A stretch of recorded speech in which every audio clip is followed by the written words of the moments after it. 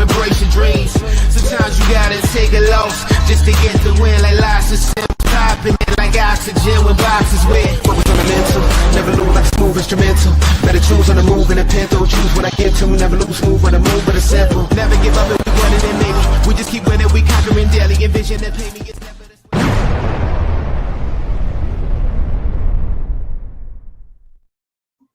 Welcome in, everybody. Happy Tuesday night here on Divots and Pivots. I am Andrew LeDuc, a.k.a. Mr. Mallet, and that's right, I am the only beautiful face you're seeing on the screen tonight. I'm riding solo. Bud will be back finally after his extended break, taking care of moving and vacations and other things that all happen fall at the same time. He will be back joining me next week, making his triumphant return. If you think you missed a show last week, you did not. We did not have a show last week due to a mixture of vacations and timing difficulties. So you didn't miss anything. We're here. This is episode 28 with a little bit of break in between, and we will be talking U.S. Open. We'll be talking Ryder Cup. We'll be talking Keegan. If you want to jump in the chat, if you want to talk about Grant Horvat still, I know we haven't been live since then. I went live on TikTok right after the Grant Horvat stuff came out, so we can talk that if you'd like. You let me know. Jump in the comments. We'll talk what you want to talk. But in the meantime, let's break down what happened this past weekend at the Open Championship at over across the pond at Royal Point Rush. No shocker, Scottie wins another. We knew he was going to get. We knew he was going to get more majors. We knew he was going to continue this run. So it's really not a surprise. So good for Scottie. There's a few things to talk about when it comes to Scottie in this major championship. I know a lot of people are, I think hurts or disappointed is the wrong word here, but people don't seem to enjoy the way Scottie wins from a few different angles. So we can start about the way he plays on the course. We can talk about the way he celebrates and enjoys his wins. All of these things are valid points to be made, depending on how you like to take in golf. But there's a lot of feelings on how Scottie takes in his victories and how he acts on the course. And let's be real, Scottie, through his whole career to this point, has been a level-headed, even-keeled kind of guy, the way he carries himself on the course. You're not going to get those big bursts of emotion. You're not going to get, any blowouts or anything like that.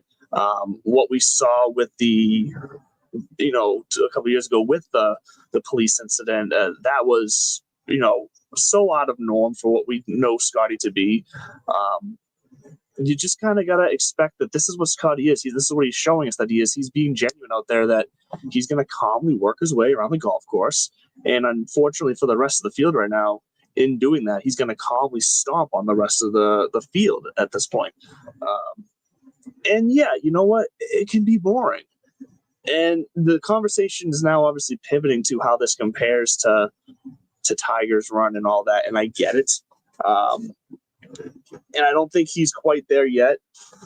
Can you say that he's on that run 100%? You can say that. That's the path he's on. But to put him in that Tiger category already, I'm not ready to do it yet. It sounds crazy, but I still need to see more. I still need to see him dominate the game for a longer stretch of time.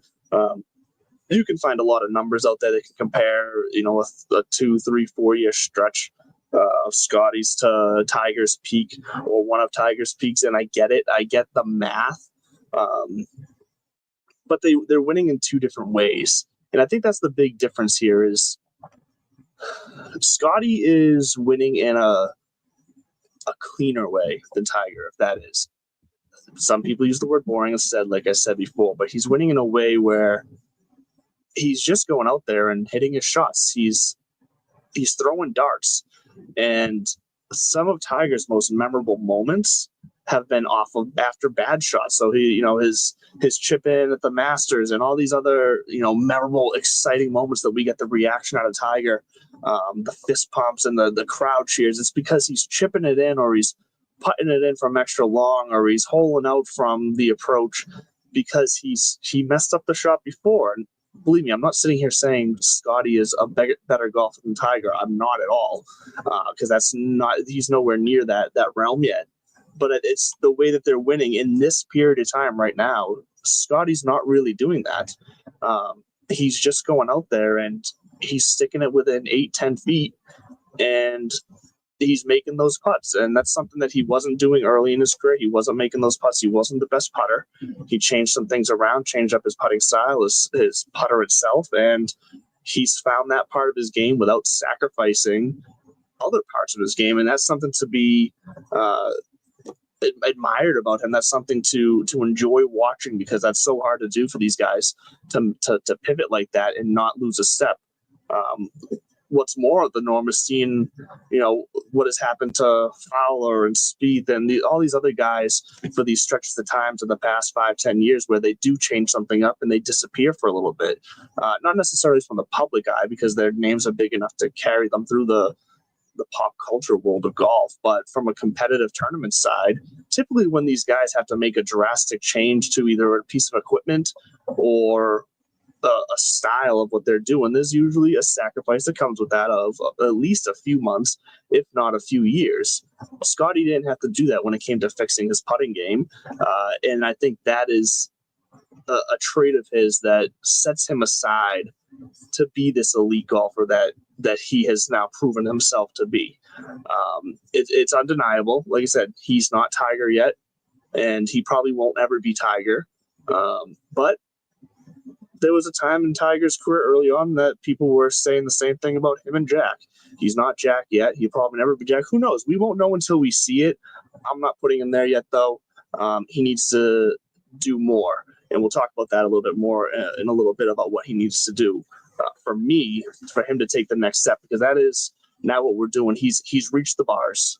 He's broken the ceilings. He's hit the milestones that we want to see our most dominant golfers hit. He's already done that. So what's next other than just winning more of those same majors? Obviously, the career Grand Slam will be what's next. He's got 2 Masters. He's got the PGA. He's got the U.S. Open, and he's got the Open. So now he just needs the PGA. He has a Players as well. I know it's not a major, but let's be real. That counts to these guys. So getting the career Grand Slam next would be probably one of the next best things he can do for himself next season, if he can close that out. I don't know where that would lie as far as how fast he will have done that compared to Tiger or other greats. But I would be curious to see what those numbers look like. I'd have to look that up. But that's kind of the conversation we're in with when it comes to Scottie right now. Is unfortunately, it's not us being deaf to what we're witnessing in the golf world and not appreciating the special performances we're seeing. But unfortunately, the only conversation we have left about Scottie, because he plays a somewhat boring style from a viewership standpoint, is that what else can he do? What's the next best thing that's going to excite us about Scottie Scheffler? Because unfortunately, 4 holes into the Sunday at the Open Championship, being up, I think it was 7 or 6 strokes through 4, that's not going to excite us as viewers. It's going to excite us golf nerds from a history standpoint and being able to draw comparisons and talk about it on shows like this and write about it in articles. But from a pure golf viewer standpoint, you're going to get people tuning out a lot earlier than they would have. And for a Sunday major viewership, that's unfortunate. So we'll see what Scottie can do next to try to excite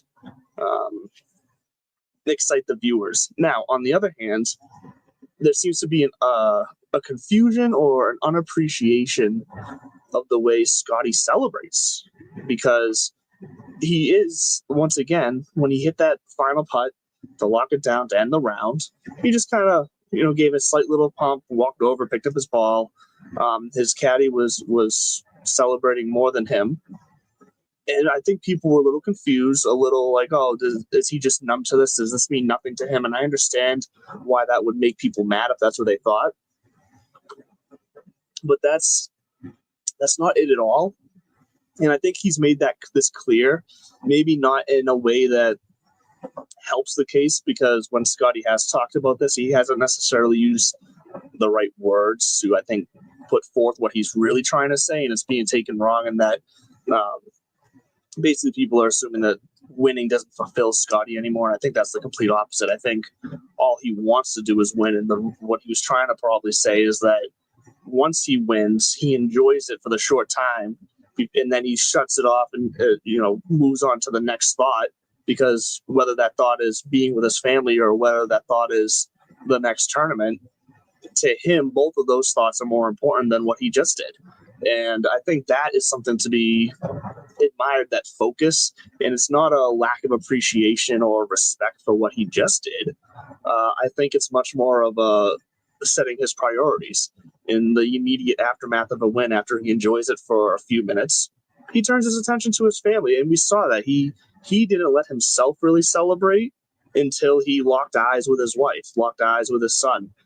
And the second he saw them, that's when we saw the explosion of emotions come out of him as he walked to them, he embraced them, he grabbed his son, and what we're getting used to seeing now, carrying his son to the scorer's tent to sign the card and having him be part of that. But he says he doesn't want to celebrate until seeing them, because he wants to celebrate with them first. And I respect that. I'm here for that. That works for me. That's not, in my eyes, him underappreciating the moment or disrespecting the moment or anybody else. That's just him knowing what's important to him. That's him operating in this crazy world of being a professional golfer at the highest level, really the higher level than we've seen in a long time. The fact that he's able to do that is impressive, and we're going to see more of that. So just, I guess, get used to that, because if you're looking for these outrageous celebrations after he wins, a major, it's just not going to happen. Maybe when he gets the career Grand Slam, because he will. Let's be honest. There's no doubt in my mind, Scottie Scheffler will get the career Grand Slam eventually. Once he does that, we might see it then, but you're not going to get it out of most of the tournaments that he wins, nonetheless a major. I will say the place I do want to see it, I want to see it at the Ryder Cup, and we will talk about that more in a little bit. Before that, though, I completely forgot off the top of the hour here, start of the show. As always, Divots and Pivots brought to you by Acorn Hills. Get over to acornhillsco, that's co.com, and check out all their latest shirts, latest specials, and help out a great company fighting for a great cause in this world. Nate over there and his crew really pushing what's possible from a retail standpoint, and working to maintain some environmental causes and just doing the right thing, in my opinion. So it's a great company to support. If you're the type that likes to support local companies, Nate's the type of guy that embodies that. So get over to acornhillsco.com. Use discount code TBFY15. TBFY15 for 15% off at checkout. And Nate and the crew will take care of you for sure over there. Real fast, anybody, thank you for joining on TikTok as well. If you're in the chat, shout out. Let me know you're there. If you have anything to say, jump in with the conversation. It's just me tonight, so happy to chat back and forth with you. We'll get a flash goal going here. So if you're seeing the flash goal and you're able to help out, jump in and let's get this train rolling for Divots and Pivots as we try to grow the TikTok community as well as here on YouTube. So wherever you're watching us, Twitter, YouTube, TikTok, thank you again. And let's start. Let's pivot to the Ryder Cup, because I do want to talk Scottie in the Ryder Cup. But before we do that, I think it's important to talk about. We had some great comments from Keegan this week, and I'm going to pull up the exact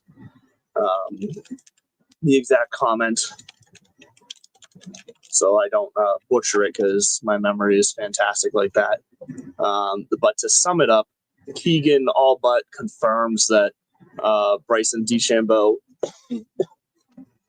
will be included on. I apologize. Will be included on the Ryder Cup team. At this point, he views him pretty much locked in. Last I checked, Bryson was still in the top 6 anyways, but Keegan pretty much saying that even if he falls out of the top 6, he's going to be a captain's pick. And I do think that's the right move. Let's see. He said, but the exact quote from Keegan says, Bryson is going to be a very important piece to us winning the Ryder Cup. He told Sports Illustrated this. He says he brings so much. He brings energy, passion, but most importantly, he's one of the best players on the planet. And this is exactly what we kind of thought we'd get out of Keegan as captain. We figured he was going to be viewing guys from a very practical standpoint compared to what we saw out of Zach Johnson, unfortunately. Kind of sticking to what was coined the boys club, or whatever. Honestly, I forget exactly what they called it, but really sticking to the guys who were close, and Justin Thomas and Jordan Spieth, and even if they weren't playing the best at the time, those guys like Keegan, who was playing better, they were chosen just because, and it just didn't work out. The camaraderie wasn't there the same way that it was for Team Europe. But Keegan, from being on the other side and that standpoint last time being looked over, this is exactly what I expected out of him as a captain. And I think it's the right choice.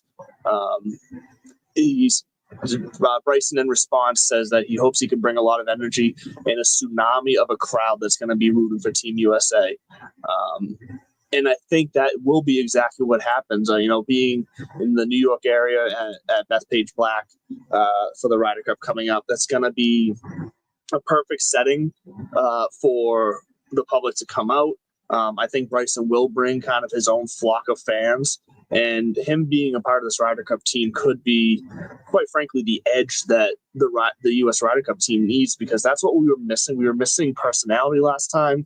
We were missing energy, communication, camaraderie. It was very much everyone was just kind of playing by themselves for USA, but there was no playing for each other. It didn't seem like Team Europe brought that whole team. They were not only playing for for Europe, not their country, but for Europe. They were also playing for each other. They were playing for the brotherhood of what is European golf. And really beyond that, they were playing for just all aspects of European golf. They weren't shy about talking about how they felt and how passionate they were about it. And that's what the U.S. needs to bring. That's what Keegan needs to bring. And I think Keegan, he's been so passionate with the Ryder Cup for so long. This is going to work out perfectly. He's getting off to a great start and pretty much locking in that Bryson's going to be on this team. And I think Bryson will make a huge difference on this team. No matter who else is on it, he's at least showing that Keegan's at least showing that he's looking everywhere here. I unfortunately think we need to stop the Patrick Reed talk about making this team. He performed quite poorly at the Open, unfortunately. And I just don't think it's in the cards that I think he's going to drop way too far back in the rankings to really make an argument over some of the other guys. So, I think Patrick Reed's out. I do think Cantlay can still make this team, even though he's kind of on the outside looking in right now as well. Last I looked, I believe he was in the low 20s. So he's not only out of that top six, but that second six as well. So, but I think Patrick Cantlay is a guy that can bring that attitude, that quiet fight. Because as we saw, Patrick Cantlay is not an in-your-face kind of guy. But when he wants to turn it on, we saw it with the Hatgate situation. He can turn it on. He can turn on the attitude. He can turn on the passion, and he can turn on the fight. Really to any level he wants to. So I think Patrick Cantlay will make this team. I think Keegan will see that. I think we'll see some newcomers like Ben Griffin, who's playing fantastic golf. I'm not someone who's still kind of in that area of the second six that I'm not sure is a right fit for the Ryder Cup is still Andrew Novak. I like Andrew Novak as a golfer. Sets up for a lot of tournaments really good. He's had a great year. I don't see him necessarily being a guy I want fighting on the front lines in a Ryder Cup, though, unfortunately. So those are the interesting decisions I'll be curious to see. Colin Morikawa is right there as well in that second six group. That he's close enough to that top six where he's probably going to be an automatic lock for a captain's bid.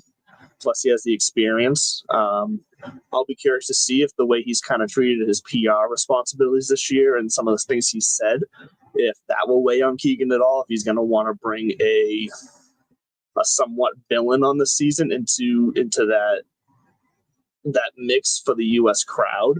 Because unfortunately, I think a lot of fans at the moment aren't really on Colin's side. So we'll see how much Keegan's looking at that. But those are the decisions I'll be curious to see. The biggest thing I'm now looking at when it comes to the Ryder Cup later this fall is back to Scottie Scheffler. We're talking about things that Scottie Scheffler can do to excite the crowd, to still push his legacy forward, to take the next step forward in his eliteness and his kind of level in the tiers of eliteness in the history of golf. He needs to show up this fall, plain and simple. If he's going to be the dominant number one golfer in the world, countries aside, if he's going to be that guy who's going to go over to Northern Ireland and just blow out the lead at the Open Championship, if he's going to be the guy that nobody can chase down and that he will chase out anybody and everybody's going to know that, he's going to show up at the Ryder Cup and be that guy. He needs to step on some throats. He needs to throttle it up, and we need to see that.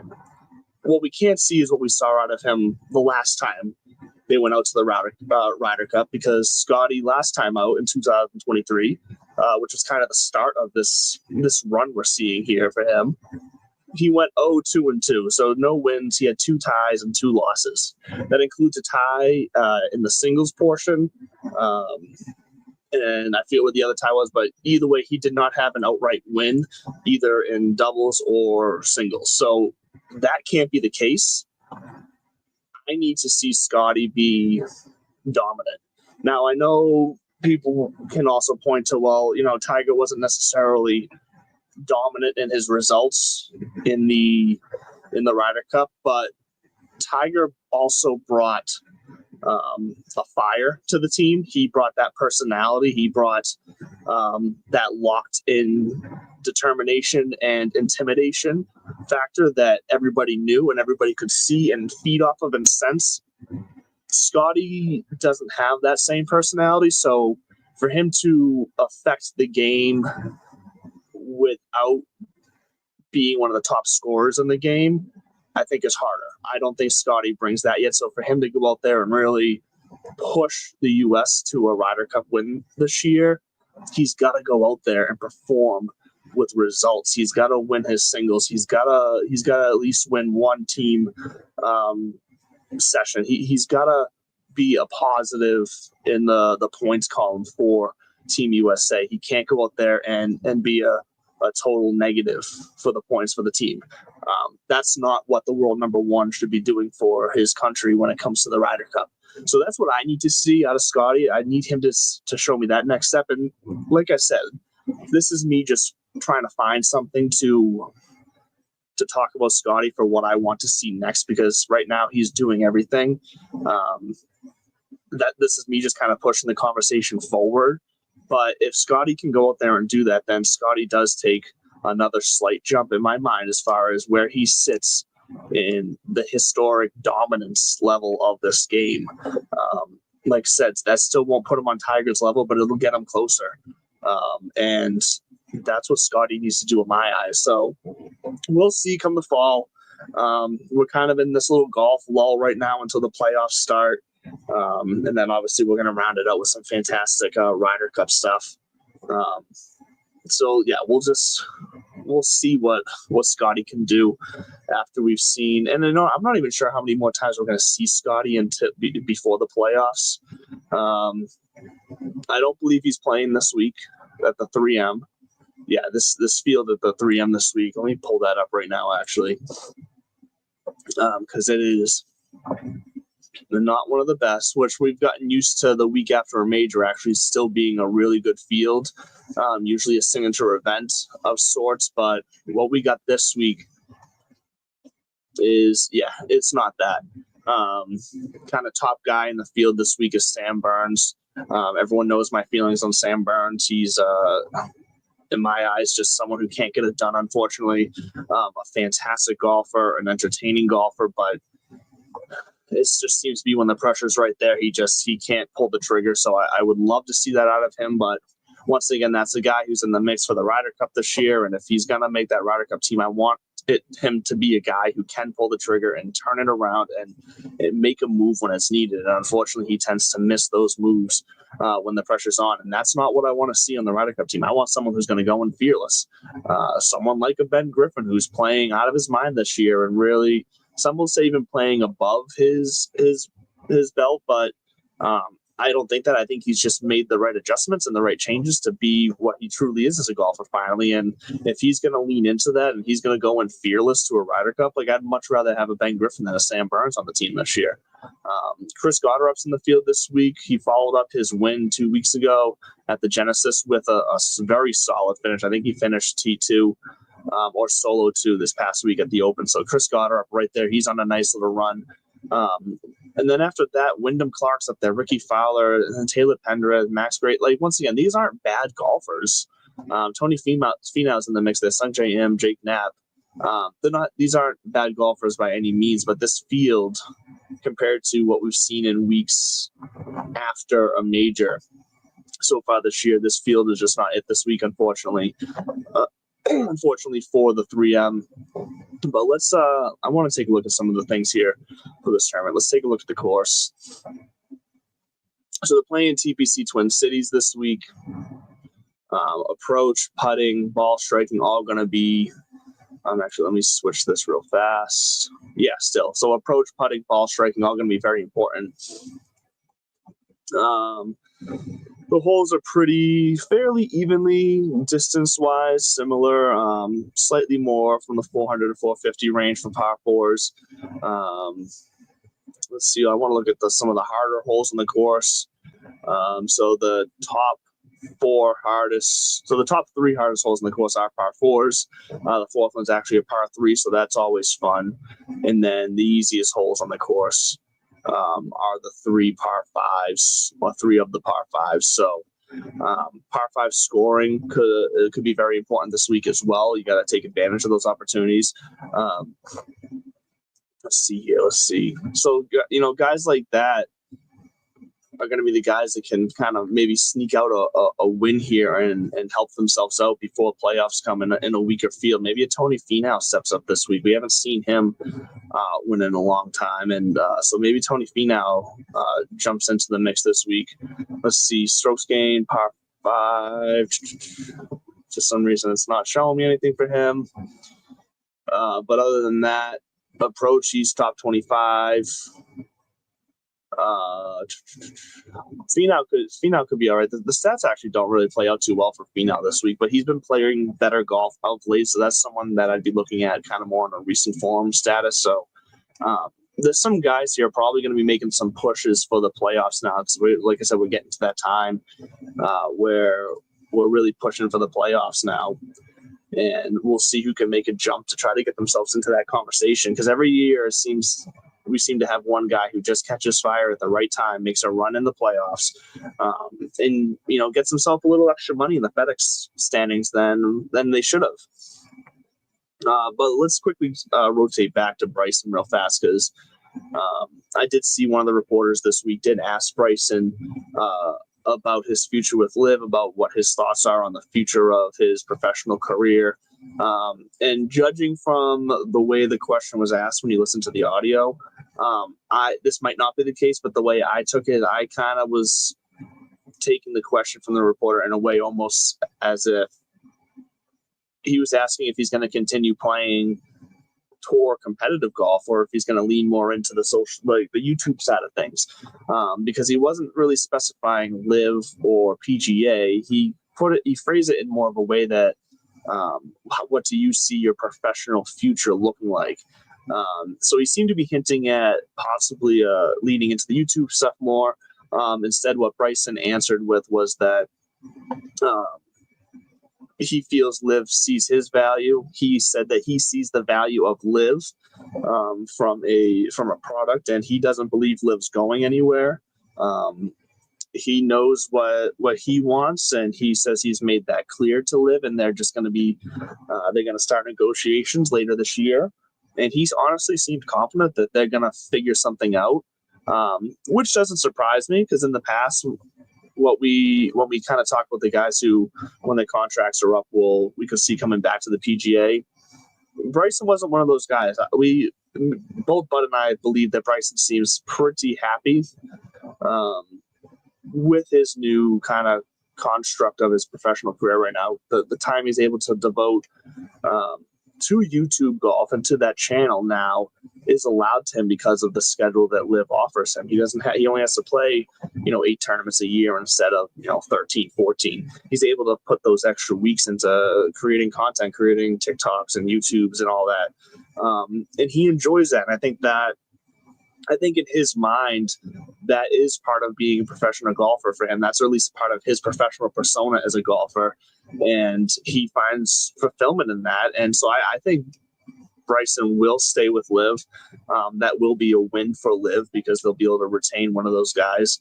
Other guys like Phil Mickelson will 100% stay with Liv. He's gone way too all in with them to just walk away. So yeah, like those guys will stay. I'm going to be curious to see someone like Cameron Smith or Taylor Gooch, who have gone to Liv and kind of floundered. And when they've come back and played the majors, they've if Taylor Gooch has even played the majors, but at least when Cameron Smith has played the majors since going to Liv, he's just been a ghost. He doesn't make the cut. He finishes way down, like no one's talking about him. He's not doing anything on the course to warrant the attention that he feels like he deserves as well.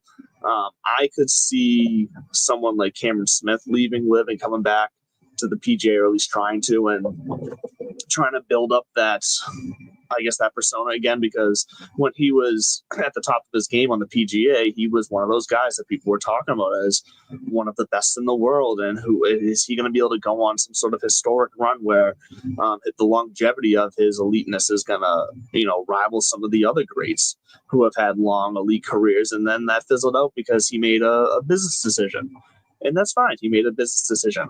He's someone I'm very curious to see if he turns around on that business decision and makes another one, noticing that no one really talks about Cameron Smith anymore.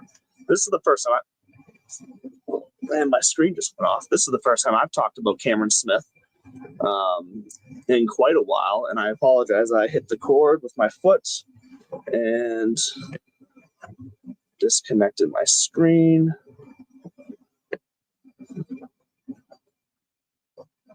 But that is what it is. I'll just move to my other screen. Yeah, so Cameron Smith, we'll see if he sticks around with Liv or if he comes back to the PGA. I'd be anyone who wants to come back to the PGA. Honestly, I'm cool with it. Once again, I'm curious to see what the process will be for them to get back. But I hold no hard feelings as a fan for those who went. And maybe Phil might be, just because of all the talking he did. He talked so much trash, and he kind of took it to a level that he just became frustrating as a fan. But even then, I don't hold any hardcore grudges against any of those guys. Like I said, they made a business decision. That's what they chose to do. Me as a fan, I made a decision to not go out of my way to watch them, and that's my right to do. So that's fine. If they want to come back, I still think they're all world-class golfers. I will gladly watch them. So we'll see what happens there. But Bryson, it looks like, based on his comments, I think he will be staying at Liv, playing the majors and doing the YouTube thing. And if he keeps performing the way he's doing, then he's going to also continue to represent USA in Ryder Cups or Olympics, or we'll see what else. But he's earned that because he's been able to still maintain his points with his performances in the majors. If he plays any events for the DP, like, he's doing what he needs to do to be able to have his cake and eat it too.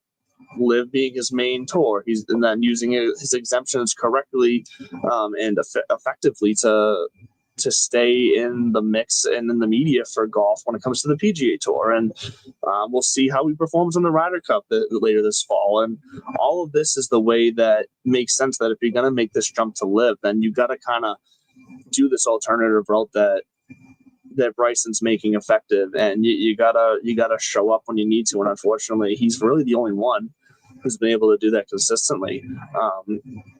We see a little bit out of Rahm in these majors. We see a little bit. I mean, we saw a little bit out of Sergio, which was actually kind of fun. Even though I, am always annoyed by Sergio, we saw a little bit out of Sergio.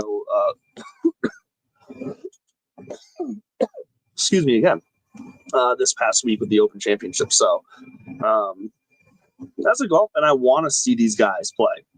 These are the names that people know. These are the names that move the needle. It's not saying that PGA doesn't have other names that can move the needle, because if you just pay attention, all you have to really do is watch one tournament, hear one guy's story, and there'll be someone else who can move the needle for you.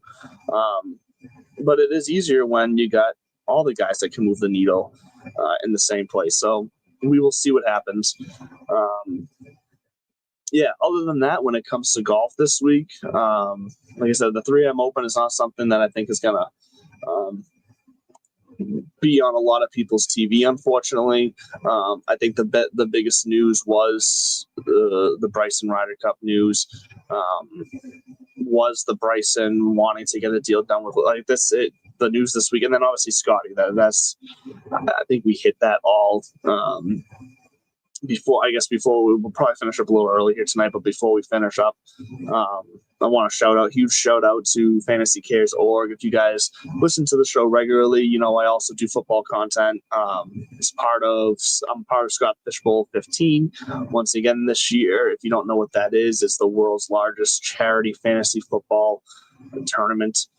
There's thousands upon thousands of people all around the world competing to be the last one standing basically come the end of the season, and all the money, all the proceeds goes directly to a pool of carefully selected charity organizations, and Scott Fishbowl and Fantasy Cares organization is able to raise thousands and thousands, $1 million. I think they've hit the million, but either way, a lot of money for some very respectful and well-run charity organizations. So it's an honor to be a part of that. This past Sunday, I was able to attend the Boston Live draft event. 6 divisions drafted live at the Harp at Patriot Place. It was a hell of a fun time. So great to see some people I've met before at the Fantasy Expo. Great to meet some people that I've only seen on screen before, and great to meet a bunch of new people, whether they're other content providers or fans of fantasy football and just wanting to be a part of it all. It's just a great community. So a huge shout out to FantasyCares.org, Coop Fiasco, Bob Gilchrist, Scott Fish, the Harp at Patriot Place. Just a fun time. We are now, when it comes to my actual team for Scott Fish Bowl, I want to say we're in round like 14, 15. Today's been a little bit slower, so I haven't looked at it a bunch because now we go into slow draft mode. We only did the first 10 rounds live at the Harp. So now it's a little bit of a slow draft, and we'll see what we get to. But I ended up going heavy on the wide receivers in the scoring format this year, just because that's what the value was. A lot of guys went running backs. I was able to take Barkley and Bucky Irving to start my draft off, and then just hammered the wide receivers after that, mixed in a little Baker Mayfield. But I'm feeling good. I don't usually feel good about my Scott Fish Bowl team because the scoring is usually so different from every other league I play that hasn't worked out for me in the past. But I'm optimistic. I'm looking forward to it this year, and very excited to once again be part of Scott Fish Bowl. But yeah, look, I think it's going to be an early night here tonight. I appreciate you guys all hanging out with me solo here. Once again, we will be back to the normal show next week. Bud will be making his triumphant return. Looking forward to catching up with him, hearing about his move, hearing about his vacation, which is perfect because there's probably not going to be a ton to break down with the 3M Open. But so looking forward. Definitely check in next Tuesday, 8 o'clock, just like every week here on That Sports Podcast Network and on Golfer Gang Network if you're listening audio only. Bud will be back. I will be back. We'll be back together for the first time in over a month, I believe. So the full show will be returning. Divots and Pivots here to entertain you, to inform you, and to just have a good time with you. So thank you for everyone who stopped by on TikTok, on YouTube, on Twitter. We appreciate you. We love you. And as always, stay classy.